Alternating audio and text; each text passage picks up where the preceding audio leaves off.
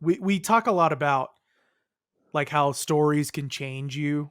And I feel like a lot of like prolific authors or like big authors, what they're trying to do is like, I want to write fiction that changes people, you know, I want to like, make an impact in someone's life and stuff like that.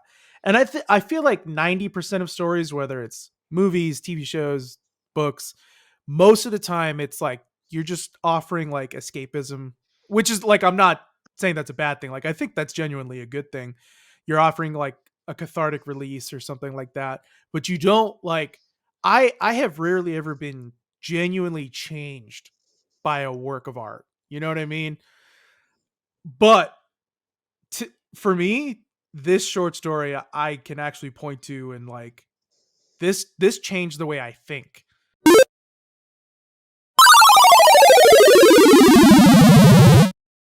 Welcome back, bros and nerds, bros and girls, nerds and girls, for another episode of Bros Book Club. Here with my co-host Ryan. We're going to discuss Good Old Neon by David Foster Wallace. I think for this episode we should save his like biography or background for after the short story. Yeah, I think that'll be more illuminating on the story itself. very much so. Yeah. So with that, Ryan's going to give us the brief this time on Good.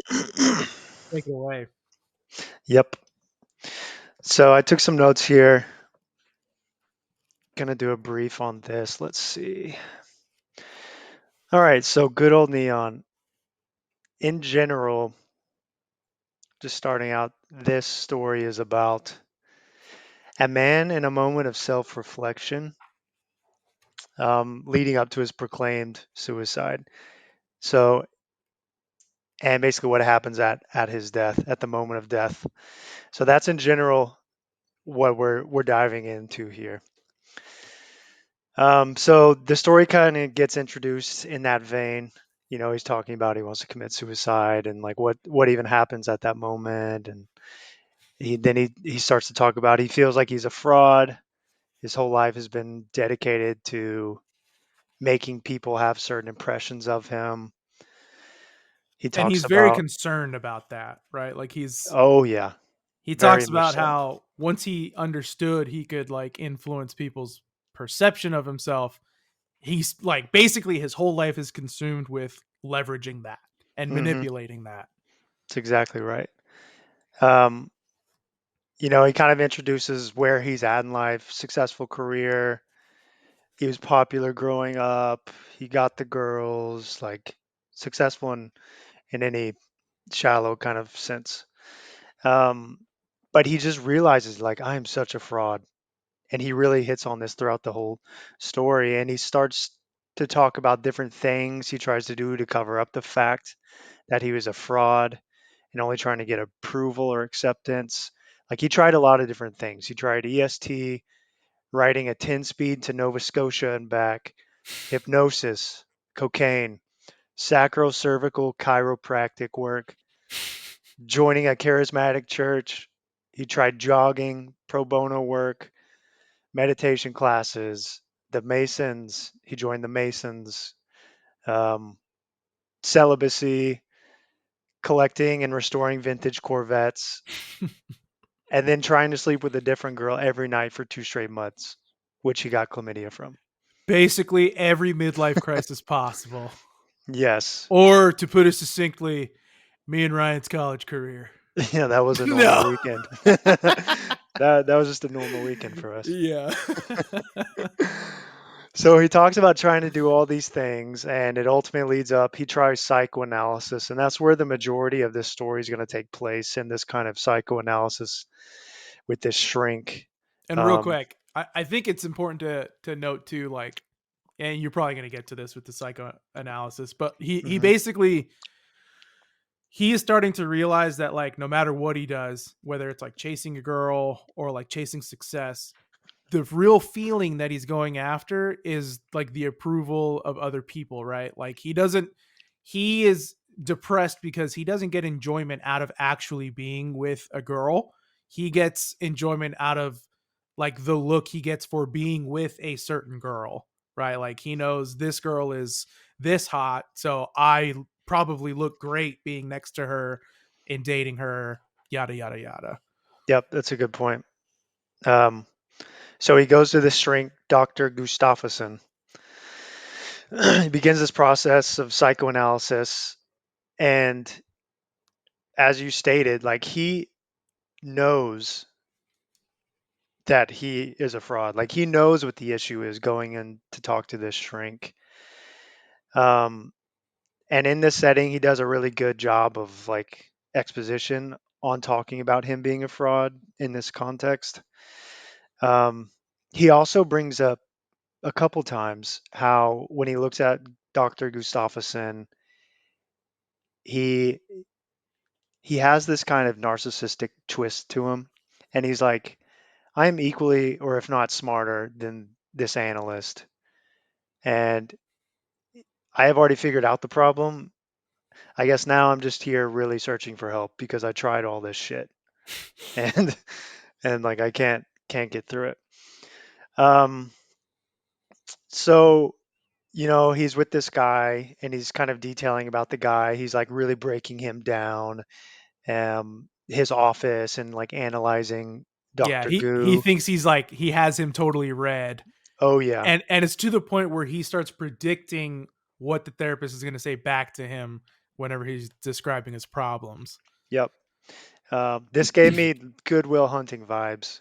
Yeah, It's yeah, kind of that similar thing. yeah. I didn't pick up on that, but that's a good analog. Yep. Uh, so with Dr. Goo, he starts to reveal, and I'm calling Dr. Gustafsson Dr. Goo, by the way. Cool. He starts to reveal like his history. He was adopted into a good family. He had a sister. Like he played baseball, enjoyed that, was good at it. High school was a quality time, not bad, like popular. Got into a good college, successful career, all that stuff. And then analysis goes on. He keeps reinforcing about this fraudulent narrative, which we get over and over. He brings up to kind of highlight his fraudulence. He brings up different actions or behaviors that he's done, like self-centered actions to make people have certain views of him. Um, one scenario that he talks about is like he got into chess and he was playing and he got good enough to realize he would not be willing or able to put in what it takes or have naturally to be like a grandmaster. Right. And he's like, how would other people view me if I'm a mediocre chess player, or like Right. sub grandmaster chess player? So he gives up on that. So that's an example. Yeah.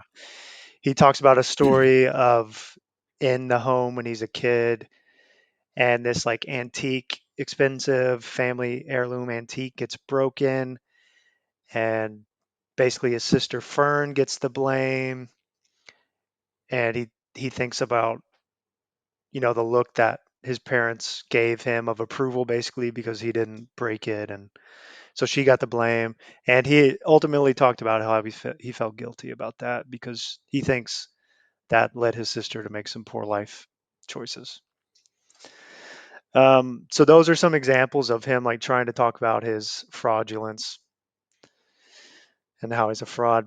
Some other really through this analysis, psychoanalysis, setting, he starts to introduce some really heady concepts and themes and paradoxes. Like there are a bunch of paradoxes that he talks about, and you could tell David Foster Wallace really thought about this a lot because it's super well thought out and talked about in this story. Like the first sort of paradox he introduces is that even though the narrator, in college, a smart kid, he identified and proclaimed and found his fraudulence, but he couldn't address and stop being a fraud. So, that in itself is kind of a paradox. Like the more time and effort he puts into making others impressed, the less impressed he feels with himself. Right. That's a paradox. Like the more you chase success, And the more successful you become, the more fraudulent you feel. Yeah. And I think that happens a lot actually. Like you just see Yeah. successful Imposter people, syndrome. Yeah. imposter syndrome. David imposter syndrome Yeah. Wallace. Um, he brings up a very heady, like one, he brings up a lot. There's a couple that like really I couldn't pass through my little pea brain. Yeah. One was of, I'm calling it like the reductionist paradox. He didn't ever coin it, but it's like some of the most like important thoughts or impressions in a moment in our lives are compressed and in this like non-linear non-sequential order. It just kind of like all happens at once in our mind, in our feeling, and it's impossible to replicate in a language, or the English language is what he talks about, because the English language takes on this sequential, like one word after the other sort of form. And he's like, the paradox is we go around trying to use this language, English, to speak to each other. And we know these feelings and these moments that we have, and we know that language doesn't justify or is even credible enough to express the human experience. So that's another one. Um, yeah, so a lot of paradoxes. Uh, so he goes on to further nail down sort of that first one about his fraudulence and the fact that he chose to be honest and diagnose himself aloud with Dr. Goo, that he's a patient, but he wants Dr. Goo to become aware or to like realize how uniquely self-aware he is. And it's like he Like, I'm different. Like, I'm not your typical patient, yada, yada. Like, I'm exactly. really smart. It's I'm like really self aware. Like, we need to dig deeper here, kind of thing. yeah. And so he's trying about his fraudulence. He's trying to fraud Dr. Goo. So Yeah. it's like levels of fraudulence. So like I said, in this shrink's room, he's like really nailing down the fraudulence part and explaining it, I think, in a pretty good way. Um, so the analysis goes on. He kind of still continues to play dumb with Dr. Gustafsson, Dr. Goo, and details, all these different scenarios where he was fraud in his life, like going from loving baseball to worrying about it, not being able to hit or something like that. So he quits, kind of like the chess thing, where he joined that charismatic church only to impress the congregation and was there doing acts only to impress them. He picked up that jogging hobby on and only to run in public. So when he would pass by people, he would run harder. It's funny, I've done that. Have you ever done that? Like I running in did. public? I did it. Yeah. I used to do that. Now I'm just like, screw it. Fuck, I don't want to run. Yeah. The only thing I really do is if someone's like kind of going the same pace as me, I'm like, "Ah, dude, I either just got to pass you or I got to go slower than you. Like, I don't want to go the same pace and have this weird, awkward distance. Cause Yeah, yeah, like I feel weird, like just being behind someone. Cause I don't know. Like, if stalker. they're like, yeah, if they're like looking back, like, I'm just like, all right, I'm either just gonna turn it up here, or I'm just gonna walk, take a little break, let them get some distance. It's funny. I get a burst of energy for that. Like Really? flow, like Usain Bolt, I fly right past them. But It's like, see, I've done that before, where I just like just fucking blow past them. But then like I get winded, I get really tired, so that I like start walking. I'm like, and then lo and behold, creeping behind me is Steady Eddie, oh yeah, he's and I'm like, coming. oh shit. Oh, he's coming. And then we're just playing this fucking The game. tortoise and the hare kind of game. That's the opposite of this fraudulence. You're like, I got to get away from you because of your oppression of me. Yes. Oh Um, man. so he also picks up meditation, and he's like, he kills it in the meditation groups because there's other people there watching him, and the teacher calls him out for it.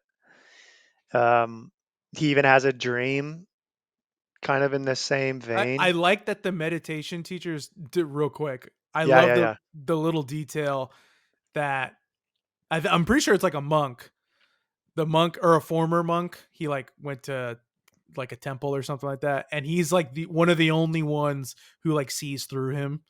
Yeah, Like he's like one of the only ones who realizes like I know what you're doing. Like you're impressing everybody else. Like yeah, he like gives him an opportunity to go to like an advanced thing because he knows like he'll just lose his mind there. yeah.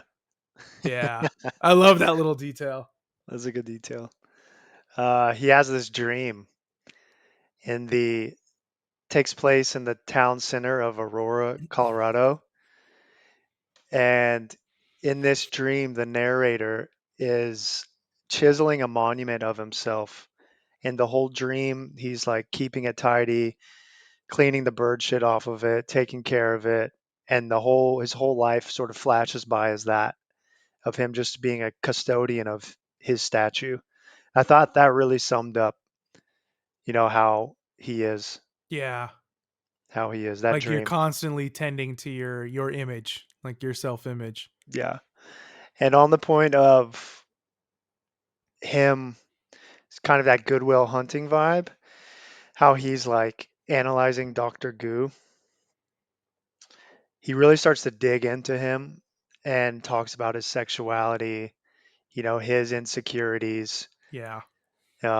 Like Dr. Goo would stroke his mustache to reaffirm his manhood. He had little miniature statuettes that were like innuendos of sex organs. Mm-hmm. This is where he kind of introduces something that I think David Foster Wallace was thinking about is American culture and how men should be like real men and Mm, dominate, win at all costs. He brings in that's a pretty big theme that he brings in. yeah. Um, and it turns out Dr. Goo has colon cancer, he reveals later. And he's like, even that is um, kind of brings up these homosexual insecurities because it's like in the dirty place of your body. So he's like really doing a whole Dennis from It's Always Sunny in Philadelphia, like analyzing this guy. Yeah. That's who this narrator is. That's who this character is. And he's doing all this like in his stream of conscious. So he never Yeah. like reveals to Dr. Goo like any of this stuff. To him, he's still just like his patient and he's like kind of like running a script. But this whole time in the background, he's like judging him for like his wall decor, the way he sets up his desk, the way he sits, things like that. Yep. Um, so Dr. Goo does make an impression on him. Um, he brings up his theory, Dr. Goo's theory about there's really two fundamental orientations as a person. It's either love or fear, and they're mutually exclusive and mutually exhaustive. So it's one or the other. And this is where he starts to kind of piece together through these meetings with the shrink, um, and kind of ties it to the American culture thing, how men are more hardwired for the fear orientation, and today's males are so constantly afraid of not measuring up. They spend all their time, trying to convince others of their validity, of their masculinity, and in order to ease their own fearful insecurities, which makes, the other orientation, like genuine love, impossible. And so through this analysis with the shrink, he realizes, what if it's not fraudulent, but my inability to genuinely love someone. So that's a thought he has. So he is getting some good out of Dr. Yeah. Goo. And so this thread of like love kind of makes him reminisce on women that he's had in the past, relationships. Like the only girl he truly loved was a girl named Ginger that he hooked up with in high school, I guess, or college or something. But he has a line in here about the validation he got from it, the immense cosmic validation by going all the way. That was his first genuine, only girl he truly loved because he hit a home run with her. Yeah. But he does also talk about this other girl, Beverly, that I think shot his pride. And there are just some like really cool, or just kind of like bombs of one liners in his relationship with this girl. Like Beverly talks about how his love for her was like a good medical device that can scan you and tell you all about you, but it doesn't really mean anything. It's really Yeah. cold and just analytic. Um, he doesn't really understand her, and she drops this bomb of a one liner, man. She says to the narrator, thanks to you, that she discovered the difference between being penetrated and really known versus penetrated and just violated. Oh my God. Whew. How gross would you feel? Wicked, dude. Oh Oh. man. Yeah. Oof. That's just brutal. We just need a moment of silence for that, Yeah. because, okay. R.I.P. RIP. So ultimately, the analysis goes on, and in his own sort of analytical career through Dr. Goo, like him, like analyzing Dr. Goo, and that forcing himself to analyze himself, it led him to decide to kill himself. So now we're He getting, basically came to the conclusion that like I'm not capable of genuine love, and even if I was, I'm so buried deep in my ways of like needing approval and needing like public affection that like I can't dig my way out of this. Cuz from what I got like up to this point is that like he's literally addicted to his image. It's like a drug to him. Like he can't stop. Even when he wants like genuine help from Dr. Goo, he still can't help like portraying himself as like this super smart guy to him. Like even though he wants help from him, he has to like show him like, hey, by the way, like I'm really smart, I'm really successful, yada yada yada. Like he's addicted to that. yep. He's like, how can I break that? Right. The only way to break it is to kill myself. And on top of that realization, he's got some real demons when it comes to these like paradoxes. And he really starts to dive into this, trying to express the infinite internal stuff that he feels into words. And, it kind of entices him. Like, what do those words mean on the other side of death? And he really notes like these logical paradoxes also drive people nuts. And if you look Mhm. at it, a lot of great logicians, people who spend all their time thinking about this stuff and working in these logical paradoxes, they commit suicide. Yeah. So now to the juice part, the salseo part, suicide. So he's Salseo. so he is committed. He has convinced himself now. He on the day of he calls in sick to work and he thinks about how he's going to do this. He decides, I'm going to take a bunch of Benadryl. I'm going to go into the country. I'm going to find a concrete bridge and I'm going to drive as fast as I can into that. So he starts to write his suicide notes. He writes one to work. He writes one to Fern, his sister. He apologizes to her. Yeah, and I found that kind of like the most tender part of like up to this point in the short story. Like it he's so critical of himself of like not being capable of genuine love, but like it does seem like he genuinely loved his sister, at least like he was really close with her and like cared not just about his image to her, but like genuinely wanted to write her a note upon his passing. And that's what makes it so sad. Like he's so wrapped up Yeah. in all this other stuff. It's like you have a crumb of genuine Yeah. love. Yep. And even though it's a crumb, it Like far that outweighs proves. all Yeah. that proves it. And that far outweighs all other paradoxes, fraudulence, all that other shit. Yeah. You know, that's really what kind of makes it so sad. Um, let's see. Oh, I do have a note though on that. So as he writes this, he kind of admires how heartfelt the note is and Yeah. what Fern's reaction would be. So it kind of trumps what we're saying, Yeah. It's again but the addiction. Like it's yeah, never far from his mind. Like the way his actions are going to be portrayed. man. So he's now kind of at the moment he's having a pretty strong internal back and forth about if he should do this or not.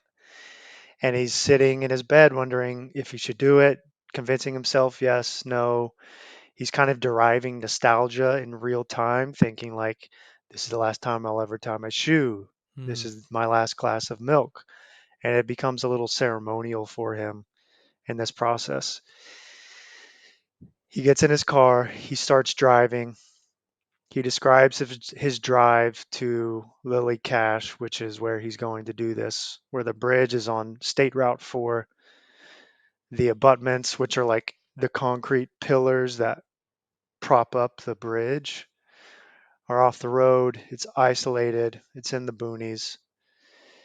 Then he starts thinking of what is it going to feel like? What's the pain? You know, he starts to become very zen. He knows it'll be instant. He hears the insects in the field. They're almost deafening to him. He's so in his mind. He's driving, driving, driving. The corn on the fields of either side begin to merge with the setting sun. He's speeding up. He thinks about the moment, what it's going to be like during and after he hits and dies. And he tells us at the moment of death, the size and speed of everything flashing before your eyes, it happens instantaneously. It's like going through a door and all the infinitely dense and shifting stuff inside of every moment of our lives, they're somehow just fully open and expressible. And each of those little moments are an infinite span of conveyance. No need for English. Like you get it, you feel it. And you can open the door and be in anyone else's room in all your form and ideas and all their forms and ideas. And he thinks, what are we? The trillions of thoughts and memories, the sum or remainder of those? Are we our history and legacy? And he says this moment comes, dying isn't bad, it just takes forever. And that forever is, in fact, no time at all. A paradox. And we read that David Foster Wallace is scanning his 1980 high school yearbook, looking at a picture of the narrator, trying to imagine all that led up to that fiery single car accident in 1991. What a Boom. story. What a story. Boom. Man, Yeah. Ugh, I got chills. man. I love the twist. Yeah. That's such a good little. So, first thing I wanted to ask you, because I didn't realize this until like you were actually reading it. But like So all you knew about this story was that I just recommended it to you, right? It's all I knew. Yeah. So you went in cold. I went in kind of the same way. So like I I started, man, I can't remember what it was. I think I saw a YouTube video on like why you should read Infinite Jest or something like that. And I was like, ugh, thousand something pages, like, ugh, that's big commitment. But like I started reading it, I like it. I just like his maximalist prose style. Like he just like he doesn't know when to end a sentence, but it all sounds great. You know what I mean? It doesn't ever feel like it's long. Um and so I remember I looked up on Reddit like where should I start with David Foster Wallace? Like should I just dive in the deep end in Infinite Jest, or is there like a shorter thing you can start with? And like a lot of the posts brought up his short stories, and I like there was a repeating story that kept coming up. Like you should start with Good Old Neon. Like check out Good Old Neon. I think Broom of the System kept coming up too, but like Good Old Neon was another like repeating one. And so I was like, all right, screw it. And then I read Good Old Neon, and I was like, holy shit, dude! Like this story like blew my mind. So when you were reading it, what was like your walk me through like your experience reading it? Because I remember you texted me a couple times, but I want you to bring it up for the pod. Yeah, I mean, I had never read David Foster Wallace, like I heard about him, and I started this one, and I was like, what is this about? Like I get it's supposed to be like coming from the great David Foster Wallace, and he's like introducing all these crazy themes and concepts and like the paradoxes and talking about being a fraud. And I texted you. I got through basically right before the end part Mm-hmm. where he was going to go, where he's talking about suicide and going to go kill himself. And then ultimately we realize this is David Foster Wallace's stream of consciousness. Mm-hmm. And I was like, dude, what is this dumb suicide story you have me reading? I don't get it. And you just texted back, I forgot what you said, but it was the same vein of keep going. Yeah. Just get there. Um, and right after that text, I think I finished it, and then I texted you, and I was like, "Holy fucking shit! This is an incredible story. Yeah. I see why you wanted to do this one now." Yeah. Cause it's like, so the narrator telegraphs like very early on, like, oh, I'm going to tell you, this is what led me to kill myself. Like Yeah. that's like in one of the first few paragraphs. And so there's this like building suspense and building tension towards his eventual suicide. But it's just like a super sad story for the most part, for like 90% of it. Um There were parts in this where I was getting kind of annoyed of him like mm, hammering on the fraud thing. mhm. I was like, "I get it, man. You're a fraud. I really do get it." Yeah. Like but And he is like, yeah, it's true. He gets you to like dislike him, to be antagonistic with him, cuz like he is like snooty with Dr. Goo. Like he's an asshole to him. yeah. And he's even an asshole in a sense to his sister. Like he does I think he does genuinely love her, like wants to write her a note, but like you brought up, he's still thinking about like how she's going to respond, like how she's going to view him for writing this note Mhm. and reading this note. It's like, oh my god, like he's so self-centered, he's so like full of himself, and then the twist comes Man. at the end. Yeah, he does a good job of making you feel both things at the same time. Like, Mhm. God, I feel sorry for this guy, but also you're annoying. Yeah, yeah, And like, I would not want to spend time with you, right. but or also or don't kill we yourself. we would though, like, because we would really never know Yeah. like his inner workings, like Yep. maybe I don't know. We would just think, There might be dudes out there like that who are just like they know what to say, they know how to manipulate, like they're really good at their external persona, but like who they are on the inside is just like pure panic and pure anxiety, and stuff like that. it's all what they are on the inside is only a reflection of how they've made other people view them. Right. They're just a mirror.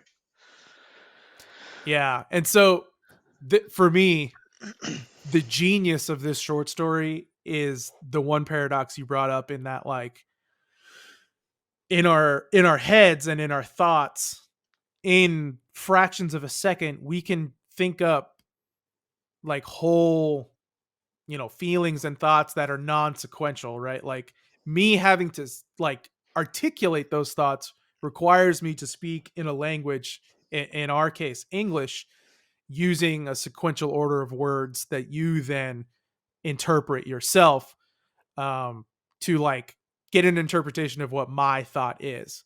But that's not how like thinking works. That's not how feelings work. And so how how do you describe that using words and using language in a story? And this is it. This is like through the twist at the end you realize like he had all that thought, like the whole story that you just read was David Foster Wallace like thinking that as he like looked at this picture in a yearbook, and it happened instantaneously. Yeah. And oh my god, it was just genius because he like kind of showed you like this is not how it works, and like you could never articulate this, you could never use English to describe thoughts, but like he did paradoxically. Paradoxically, Yeah. Yeah. it's It was just, yeah, it just blew my mind with that twist ending. I was like, "Oh, he's a genius." Like I get it. yeah. I get why David Foster Wallace is a fucking genius. I get it now too. I get it now too, man. Like it's an incredible work. And yeah, man. Pretty one of my favorite stories I've ever read now. Oh wow. Definitely. Love that. How do you even go about trying to write this? Like, how does he think? So, dude, the real tragic part about this is that this mirrors a lot of David Foster Wallace's life. Well, that's what I was going to say. That's the one thing I knew about him was that he committed suicide. So the Yeah, whole time reading this, I was like, man, this is just really a portrayal of how he right. feels and everything. And then I talked to you about it, and he had written this like a while Yeah. before Mhm. he even committed suicide. Yeah. So you could just see this kind of like thinking was imprinted in him. For him to be able to write this good, this piece of work, Yeah. like he's got to feel this stuff. Exactly. He drew a lot from his life for sure. Instead of baseball, his sport was tennis. Like he was kind of like Oh, a big tennis player. And that chess thing that you brought up, he claims that he gave up tennis because of that very same reason, that like he saw what it took to be like a pro tennis player and like the time and commitment. He basically said like pro athletes are like monks. Like you dedicate your whole life to tennis or like whatever practice it is. And he said like he just didn't want to do that. He preferred writing, things like that. But I I read his biography. Every love story is a ghost story. Awesome oh, biography, by the way. Um, and he really did deal with like the insecurity, like the themes he brings up in this short story of like masculinity and dominance and like being viewed a certain way. Those are definitely things that he dealt with in his life. Like he liked being viewed as smart, which he is. Like he is was like really brilliant, but he was so yeah, focused on other people's opinion of him that it kind of like got in the way and made him insecure and made him like fixate on people's opinion of him and stuff like that. Um and he was also like really concerned with his masculinity. Like he wanted to just be like a, a manly guy. even though he was sensitive on the inside. Like he's a writer, you know what I mean? Like Yeah. he's obviously very like artistic and sensitive and things like that, but he like wanted to be masculine and stuff. Um Underneath that bandana is just a roll of cookie dough. He's a right. softie. He's a softy. But yeah, that's kind of like the double tragic part about this short story is that like he really did end up committing suicide later on, not soon after writing this book or short story, but yeah, it was And kind of his fate.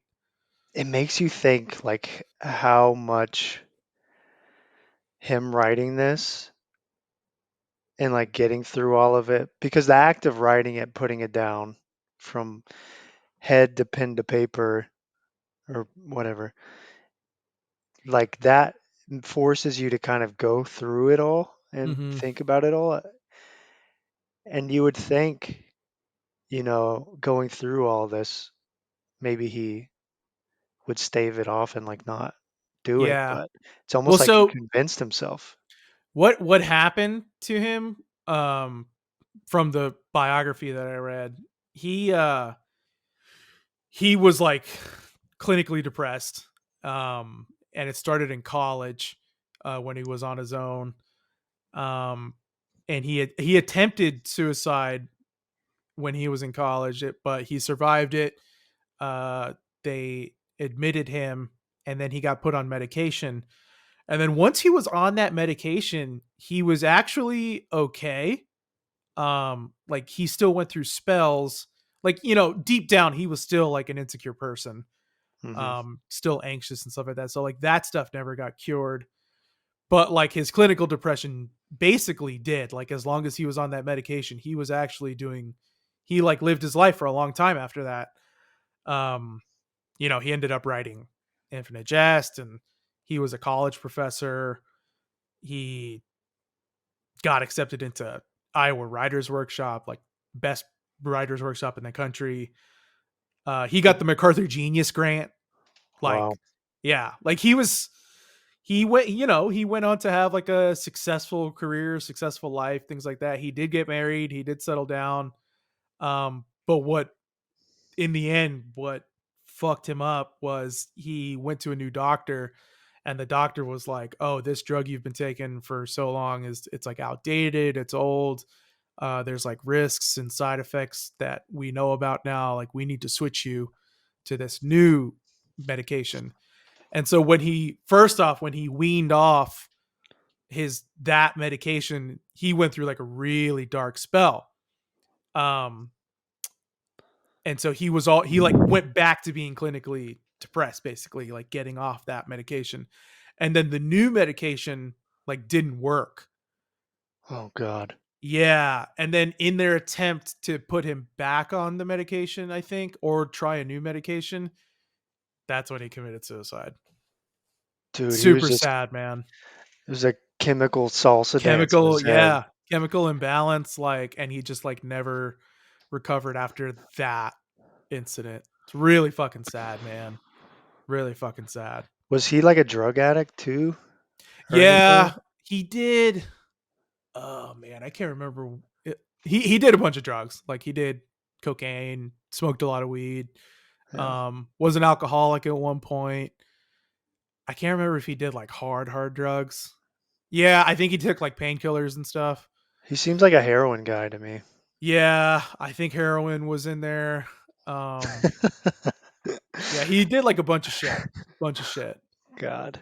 But he did say like he went to AA for like a lot of his life, and he did say like AA was like one of the best parts of his life.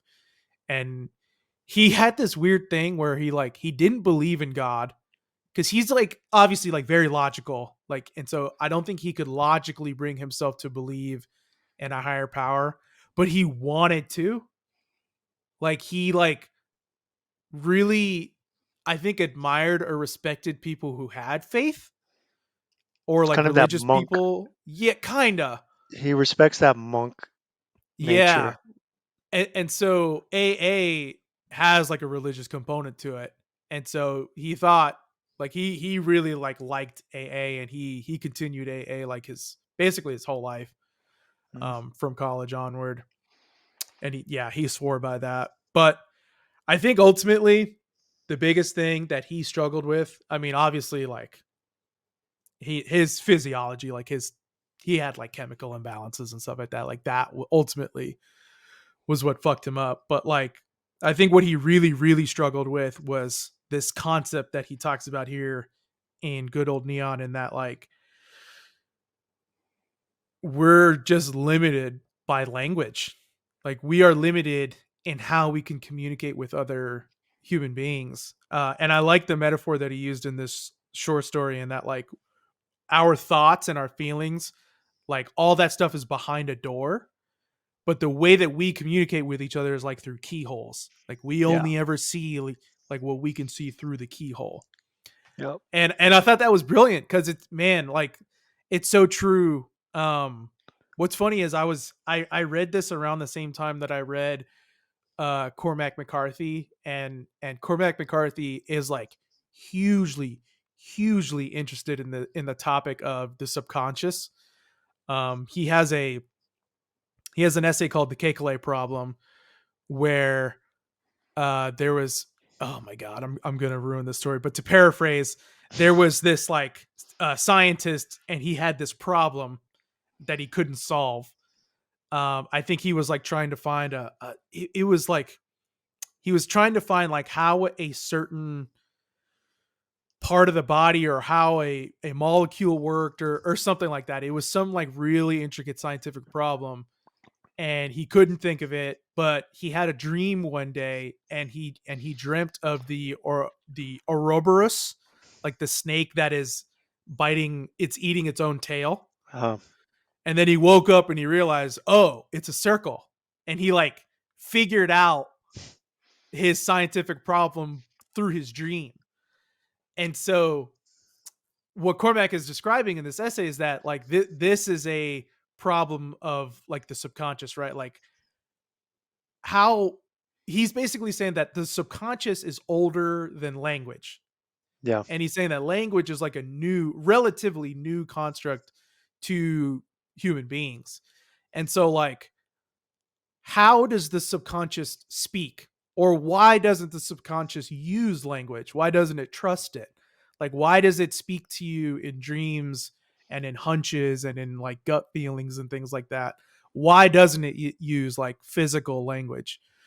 And so Cormac, like I was reading about that and all that, and then I read this short story, and like evidently David Foster Wallace was like fascinated with the same concept. Like, he has all these thoughts and feelings on the inside, but like you'll never 100% be able to communicate those thoughts and feelings to another person, and they won't 100% be able to like interpret that communication back. There's like a double layer to it, right? Like I'm interpreting my thoughts and trying my best to articulate to you like what I'm thinking, and then you in turn are taking that information and like filtering it through your own thoughts Yeah. and things like that. So it's like, It's a very imperfect system. yeah, Try to and describe it. it's kind of tragic too. You know what I mean? Like you will never really 100% understand like what I'm trying to say to you.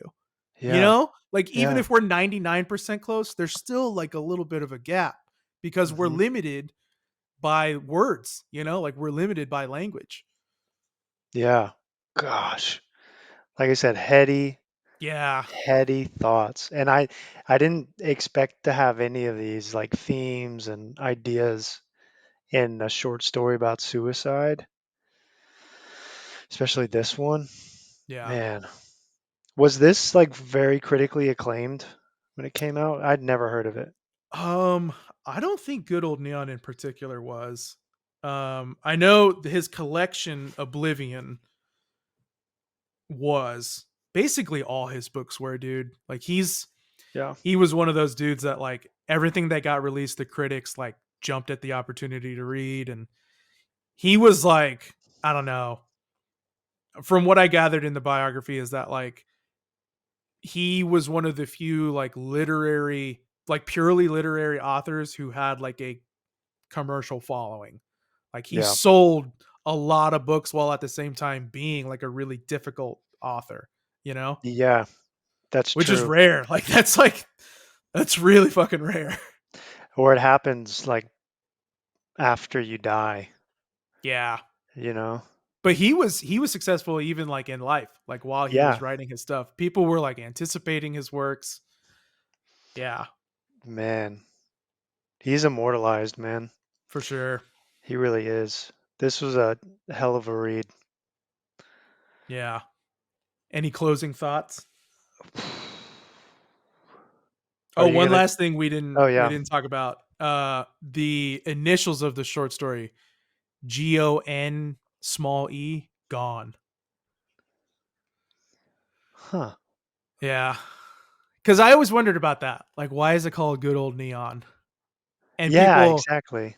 I looked this up on Reddit. People think it has to do with like him being a marketing professional. Like neon is always flashy and Yep. stuff like that, but like there's no substance to it on the inside. So kind of like an analog to the narrator. Um, but yeah, Does he also say neon in the story? I think he does at one point when they're talking about his like career as a marketing professional, which is Yeah. that's like another aspect to him. Like he's a marketing professional and I can say this because I'm a marketing professional, but we're all frauds and bullshit because we're all, like that's what advertising is. Like we're manipulating people. Like we're all about appearances. You know what I mean? Like it's all about like manipulating people into buying products, yada yada yada. He says the word neon. I just did a control F in the PDF. And he says neon in a footnote. Hmm. This is a footnote about him trying to describe kind of the whole idea that you've talked about of like the compressed, all these thoughts and feelings that are Yeah. infinite, compressed, and then trying to express it. He says, meaning that what if in fact this now is infinite and never really passes in the way your mind is supposedly wired to understand pass? So that not only your whole life, but every single humanly conceivable way to describe and account for that life has time to flash like neon shaped into those connected cursive letters that businesses, signs, and windows love so much to use through your mind all at once. This is a very long sentence. Yeah. Your mind all at once in the literally immeasurable instant between impact and death, just as you start forward to meet the wheel at a rate no belt ever made could restrain. And he's talking about a car and stuff and going fast above that. Yeah. Hmm. Yeah, yeah. I guess it's up for interpretation, huh? Yeah. Yeah, I thank you for introducing this to me. This was a great, Yeah. yeah, this was a great Definitely. read. Are you going to take on Infinite Jest? I want to. Um, it's there on my bookshelf, just It's staring at looking you. at me. It's so big though, dude. Shame, shame, shame. It's like pick me up and read it. Because it's not only like 1,100 pages, it's like 200 pages of end notes too. So like you're reading it, and then you have to like flip to the end to like read the end note and then back. It's a lot. It's like quite an undertaking. But everything I've read like on Reddit is, obviously says it's worth it. It's like one of the best novels ever written, Gosh, which I don't doubt after reading this. But what are your closing thoughts on this one? um man,